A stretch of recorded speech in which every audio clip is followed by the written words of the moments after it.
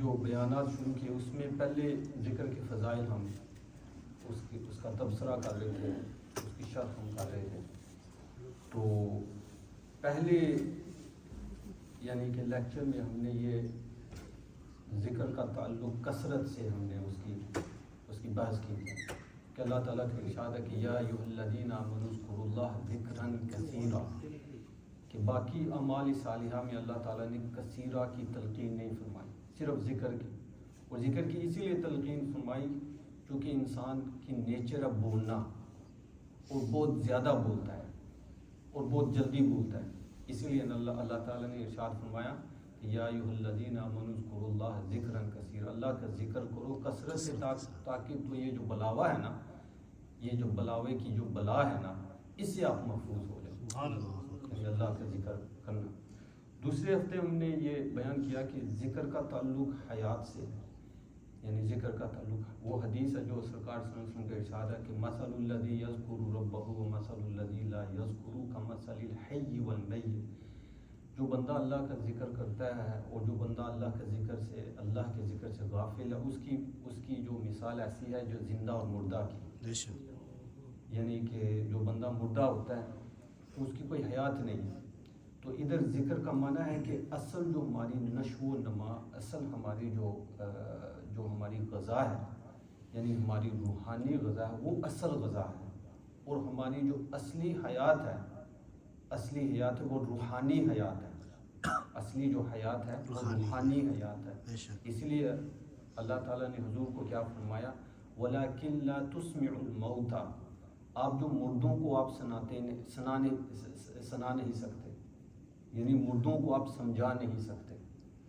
تو وہ مردے تھے، یعنی کہ حقیقی طور پہ وہ مردے تھے، روحانی طور پہ مردے تھے. حالانکہ ظاہری طور پہ وہ زندہ تھے، بڑے تگڑے چیمپئن تھے، لیکن روحانی طور پہ بالکل کمزور اور مرے ہوئے تھے. تو ذکر سے ہم کی حیات کو غذا ملتی ہے. ہماری اصل جو حیات ہے، اصل مقصود ہے یعنی کہ انسان ہے، اس کی جو غذا یعنی کہ اللہ کا ذکر ہے. اس سے ہم نشو و نما اس سے ہم حاصل کرتے ہیں. اور پھر ہم نے تیسرے میں ہم نے یہ بیان کیا تھا کہ ذکر ایسا ہے جیسے حدیث شریف میں ہے کہ ہر چیز کا ایک زنگ آ جاتا ہے، اور زنگ کے ازالے کے لیے مختلف چیزیں، یعنی کہ مثال کے طور پہ جو لوہا ہے اس پر زنگ آتا ہے تو اس کے ازالے کے لیے ایک پروسیس ہوتی ہے. ہر چیز کی کرپشن کی یعنی ریپیئرمنٹ کی ایک پروسیس ہوتی ہے. تو ذکر ہے یعنی کہ یہ ذکر بھی ایک قسم کی ریپیئر سسٹم ہے.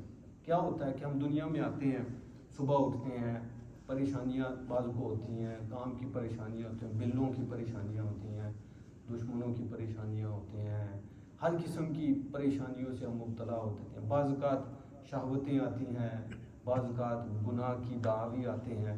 تو ہمارا جو دل ہے نا اس میں ایک زنگ آ جاتا ہے. تو اس زنگ کو دور کرنے کے لیے پھر ہم اللہ کا ذکر کرتے ہیں، یعنی کہ وہ ان تأثرات حیات سے، یہ بلوں کا پریشر، کام کا پریشر، معاشرے کا پریشر، یہ ہمارے دل پر اثر کرتے ہیں. اس کے اثر کو دور کرنے کے لیے اللہ تعالیٰ ہمیں حقیقی اثر پھر ہمیں آفر کرتا ہے، وہ اللہ کا ذکر ہے. آج انشاءاللہ مختصر سا ہم یہ بیان کریں گے ذکر اور انسان کے نفس کا کیا تعلق ہے، یعنی کہ ذکر اور نفس کا کیا تعلق ہے. تو اس کو سمجھنے کے لیے ہم نے ایک بات سمجھنی ہے کہ اسلام ایک سعی ہے، اسلام ایک کوشش ہے. جب ہم دیکھیں، ہم تو سب جانتے ہیں اسلام دین ہے، ٹھیک ہے نا، دین ہونے کے ناطے اسلام ایک سعی ہے، ایک خاص قسم کی کوشش ہے، ٹھیک ہے، ایک خاص قسم کا عمل ہے، ایک خاص قسم کا کام ہے. آپ کو بیٹھ جائے ایزی ہو جائے. نہیں ٹھیک ہے، الحمدللہ، بلیس یو، جزاک اللہ ہے. تو ہر سعی کا، ہر کام کا، ہر کوشش کا ایک مقصد ہوتا ہے، یعنی بلا مقصد کوئی کوشش نہیں کرتا. جب بھی ہم کوئی کوشش کرتے ہیں اس کوشش کا مقصد ہوتا ہے، یعنی کام پہ جاتے ہیں کوشش ہی ہوتی ہے کہ اچھا کام کریں، ٹھیک ہے. جو بھی کوئی بلڈنگ بناتے ہیں، بلا معنی تو کوئی بھی نہیں بلڈنگ بناتا، یعنی ایک پلان ہوتا ہے نا، انجینئر کا، آرکیٹیکٹ کا ایک پلان ہوتا ہے، پلان کے مطابق وہ بلڈنگ بناتے ہیں. ہر چیز کی ایک سعی، اور ہر سعی کی ایک مقصد ہے. تو اگر اسلام ایک سعی ہے، ایک خاص قسم کی کوشش ہے، ایک خاص قسم کا کام ہے، ایک خاص قسم کی تعمیر ہے، تو اس کا مقصد کیا ہے؟ اسلام کا مقصد ہے، ہر چیز کا مقصد، اسلام کی کیا مقصد ہے؟ اسلام کا مقاصد میں سے ایک اہم مقصد جو آج کے درس کے متعلق ہے وہ یہ ہے کہ اسلام ایک خاص تشخص کے لیے آیا ہے، ایک خاص تشخص۔ اس کا معنی کیا ہے کہ آپ سمجھ لیں آسان لفظوں میں، ایک خاص بندہ بنانے کے لیے آیا ہے اسلام، ایک خاص بندہ، آپ سمجھ لیں خاص پرسنالٹی بنانے کے لیے آیا ہے۔ صرف جنت کی ٹکٹ نہیں ہے اسلام، جو جنت ہے اللہ کا کرم ہے، جو جنت ہے اللہ کا کرم ہے، اللہ کا یعنی کہ جنراسٹی آف گاڈ، یعنی کہ اللہ کا کرم ہے۔ اللہ اگر چاہے یعنی کہ نہ دے، کیونکہ اللہ عبادت کا ایسا مستحق ہے کہ جنت ہو یا نار ہو، اللہ عبادت کا مستحق ہے کہ اللہ تعالیٰ اتنا، اللہ جمیل، اللہ یعنی اللہ سبحان، یعنی اللہ کی شان اتنی بلند اور اعلیٰ ہے کہ ہم اصل میں حقیقی طور پہ اللہ کی شان کی وجہ سے ہم اللہ کی عبادت کرتے ہیں۔ جنت اللہ کا کرم ہے، یعنی کہ اللہ کا ایک جنراسٹی ہے۔ تو پھر اسلام کا اصل مقصد کیا ہے؟ اسلام کا اصل مقصد ہے ایک خاص تشخص، آپ کو ایک خاص بندہ بنانے کے لیے حضور صلی اللہ علیہ وسلم دنیا میں آئے ہیں۔ دیکھیں نا، ایک حدیث میں آتا ہے بعثت لِأُتَمِّمَ مَكَارِمَ الْأَخْلَاقِ، میں بھیجا گیا، میں اسی لیے بھیجا، یعنی حصر کا انما بعثت، میں صرف ایک خاص یعنی کہ کس مقصد کے لیے، لِأُتَمِّمَ مَكَارِمَ، کہ جو مکارم اخلاق ہے ان کو کمپلیٹ کرنے کے لیے میں بھیجا گیا، یہ مکارم اخلاق۔ تو کہنے کا مقصد ہے یہ ایک خاص تشخص آپ کے اندر پیدا کرتا ہے اسلام، اگر ہم اس کو کرنے دیں، ایک خاص بندہ بناتا ہے اسلام، ٹھیک ہے نا۔ تو لہٰذا اس سے ہمیں ملا کہ دنیا ایک بننے کی جگہ ہے، یہ بڑا امپورٹنٹ پوائنٹ، دنیا ایک بننے کی جگہ ہے، دنیا ایک بننے کی جگہ ہے۔ تو جو ہمارا دین ہے یہ بناتا ہے، دنیا ایک بننے کی جگہ ہے، ایک خاص بندہ بننا ہے، ایک خاص، یعنی کہ صرف لیکن آپ نے نماز پڑھ لی، اب اس نماز کا اگر ہماری تشخص میں فرق نہ آیا، ہماری تشخص میں اس کی تبدیلی نہ ہوئی، تو اس نماز کا فائدہ ہے؟ وہ ہم نے روزے رکھے اور ہمارے جو ہم روزے رکھتے ہیں تو ہمارے کیریکٹر میں اس کی امپرومنٹ نہ آئے تو اس روزوں کا فائدہ کیا ہے؟ یہ میں نہیں کہہ رہا، یہ حضور فرما رہے ہیں۔ حضور فرمایا کہ رب صائم لیس لہ الا جو، بعض ایسے روزے دار ہیں، ان کو سوائے بھوک کے کچھ نہیں ملتا، یعنی روزے سے وہ ان کی گروتھ نہیں ہوتی، روزے سے ان کی تشخص، ان کے اندر ان کے ڈسپلن نہیں پیدا ہوتا۔ ایک اور حدیث میں حضور صلی اللہ علیہ وسلم فرماتے ہیں رب قائم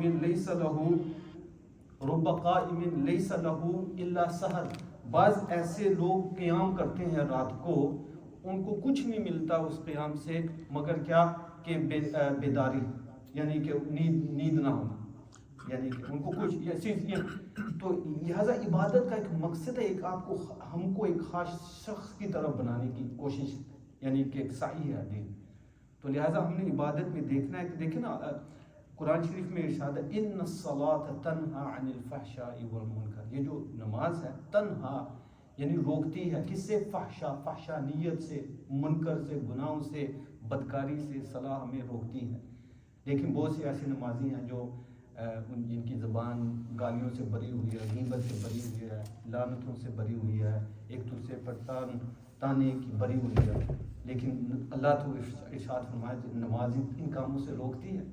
لہٰذا یعنی کہ ہم نے جب اعمال صالحہ کرنا ہے ایک خاص مقصد کے لیے کرنا ہے، ہم نے دیکھنا ہے کہ نماز کا میری لائف میں کوئی اثر ہوا یا نہیں، یہ اعمال صالحہ کرتا ہوں اس سے میں اچھا انسان بنا ہوں یا نہیں، یعنی کہ مقصد یہ ہے کہ اچھا انسان بننا۔ یہ آیت ہر جمعے کے دن خطبے بھی ہوتی ہے؟ جی ہاں بالکل، ہر جمعے میں یہی خطبے میں۔ تو لہٰذا ایک خاص قسم کا تشخص ہم نے پیدا کرنا ہے۔ تو اس کو سمجھنے کے لیے دیکھیں نا، آپ انگلش میں آپ یہ ذرا کویشچن کر لیں، what kind of a self does Islam create, کس طرح کا تشخص اسلام بناتا ہے؟ تو دو قسم کے میں آپ کے سامنے پیش کروں، دو قسم کی تشخص ایکسٹریمز ہیں، ایک دوسرے کے ایکسٹریمز ہیں۔ لیکن بطور مثال میں آپ کے سامنے پیش کرنا چاہتا ہوں کہ یہ دو قسم کے تشخص پیدا ہوتے ہیں ہمارے دین کی وجہ سے. دیکھیں نا, دین اصل میں ہے کیا؟ دین ہے ہمارے ایٹیٹیوڈ, ہمارے خیال. یہ دین ہمارے یہ تھاٹس ہیں, ہمارے جو جس طرح کا ہمارا نظریہ ہوتا ہے نا, ہمارا نظریہ, ہمارے خیال, ہمارے اعمال, ہمارے ایک دوسرے سے سلوک, اس کو دین کہتے ہیں. ٹھیک ہے, تو جو دین ہوتا ہے نا, دین دو قسم کے بندے بناتا ہے. دین دو قسم کے کریکٹر بناتا ہے. اور جو یعنی کہ جو بعض ایسا دین ہوتا ہے, یعنی ایسا دین ہوتا ہے جو بندے کو لالچی بناتا ہے. بندہ ایسا ہوتا ہے لالچی ہوتا ہے, انانیہ, میں اس کے اندر بس بری ہوئی ہے, میں چیز بڑی مست, وہ اس کے ذمن میں رہتا ہے. تکبر اس شخص میں ہوتا ہے عموماً, اور ساتھ نفرت سے بھرا ہوا احساس انتقام, کسی کی جان نہیں چھوڑنا, بس کسی نے تھوڑا سا اس کو کہہ دیا, یا ایسے زوئے زد, بدگمان, کیا دلیل بھی نہیں کہ فلاں بندہ آپ کے خلاف ہے, بس دل میں وسوسہ آئی تو بس اس کا دشمن ہو گیا. ٹھیک ہے نا, تو لالچی, اس طرح کے ذو وجہیں, دو منہ والا, سامنے کچھ پیچھے کچھ اور, ذو وجہیں, یہ منافق جس کو ہم کہتے ہیں. تو یہ بھی ایک تشخص ہے. اور یہ تشخص ویسے نازل تو نہیں ہوتا, یہ تشخص بنتا ہے.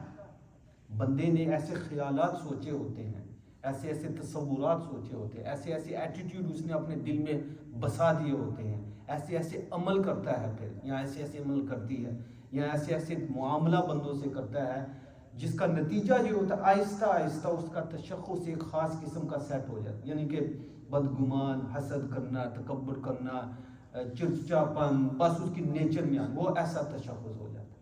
اور یہ کیسے ہوتا ہے؟ اب اس کے دین تدین کی وجہ سے. دین کا معنی ایک خاص طریقے سے ہم نے رہنے کو دین کہتے ہیں. کما تدین تو دان, جیسا آپ کا دین ہوگا ایسے آپ سے یعنی معاملہ ہوگا.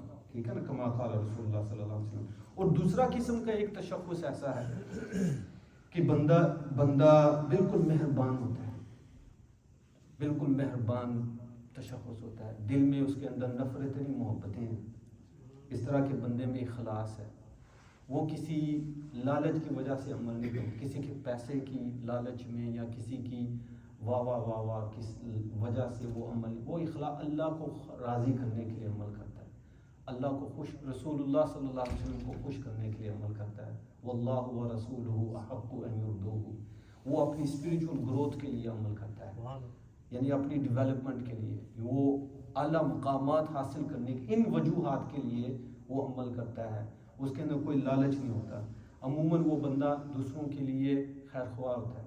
یہ خیر خواہی بڑی عظیم شے ہے. یہ جو خیر خواہی ہے, حضور صلی اللہ علیہ وسلم فرمائے الدین النصیحۃ, دین سراسر ہے خیر خواہی, یعنی شر خواہی نہیں, خیر خواہی کہ ہر بندے کے لیے اچھی سوچ رکھنا, ہر بندے کے لیے کہ یہ بھی یا اللہ کامیاب ہو جائے, یا اللہ یہ اس کو پریشانی سے بچا, یا اللہ اس کے بچوں کو کامیاب کرے, یا اللہ اس فیملی پر کرم کر, یا اللہ اس بندہ بڑی مشکل میں, یا اللہ اس کی مصیبت حل فرما. یہ خیر خواہی, حضور نے فرمائے یہ جو دین ہے ہی خیر خواہی ہے.